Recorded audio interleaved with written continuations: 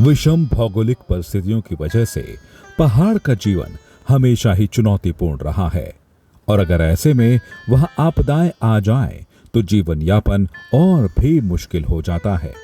हिमालयी राज्य उत्तराखंड के सीमांत जिले चमोली की नीति घाटी के कई गांव ऐसे ही आपदा और उनके प्रभावों का सामना कर रहे हैं। तपोवन, रेणी, ऋषिगंगा वाला आपदा आया, इसमें हमारे गांव में बहुत सारा भूस्खलन हुआ जिससे हमारे गांव को बहुत खतरा हुआ। हमारे सारे खेती, पेड़ पौधे सारे टूट गए हैं, हम लोग बहुत परेशान हैं।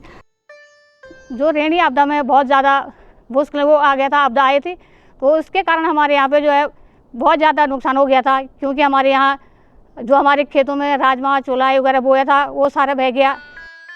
इन चुनौतियों का सामना करने के लिए 10 आपदा प्रभावित गांवों में एक ऐसा मॉडल तैयार हो रहा है जो आर्थिक रूप से व्यवहारिक भी हो और पर्यावरणीय स्थिरता भी सुनिश्चित करे। इस काम में साथ आए हैं एसबीआई फाउंडेशन, एसबीआई जनरल और हेस्को।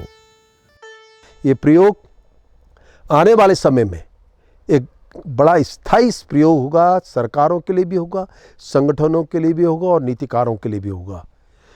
और मैं समझता हूँ कि वैसे पूरे देश के लिए भी होगा, क्योंकि आर्थिकी और पारिस्थितिकी एक साथ चलनी चाहिए। यही एक ऐसी योजना है जो इन प्रयोगों को साधेगी। 3 साल के इस प्रोजेक्ट में जलवायु परिवर्तन का भी ध्यान रखा जाएगा और स्थानीय लोगों की आजीविका का भी।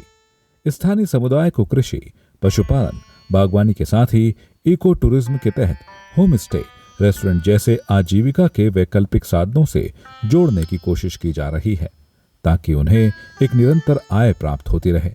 आने वाले समय में ये प्रोजेक्ट पूरे देश के लिए सशक्त मॉडल के रूप में सामने आएगा। जलवायु परिवर्तन के कारण उत्तराखंड के अनेक समुदायों की आजीविका सीधे तौर से प्रभावित हुई है।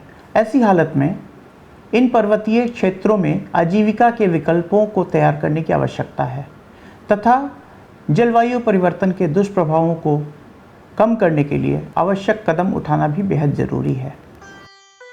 प्रोजेक्ट 3 वर्ष से अधिक समय का है, बट शुरुआती समय में जो अभी कार्य हुआ है वो काफ़ी इनकरेजिंग है।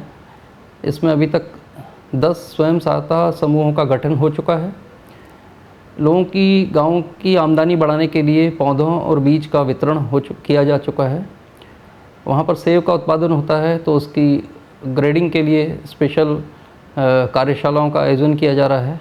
हेस्को के साथ मिलके ये प्रोजेक्ट हमने बनाया है एसबीआई फाउंडेशन ने, और हम बहुत आशान्वित हैं कि आने वाले समय में ये एक प्रोजेक्ट जीविका उपार्जन के लिए एक मील का पत्थर साबित होगा और एक नए आयाम स्थापित करेगा।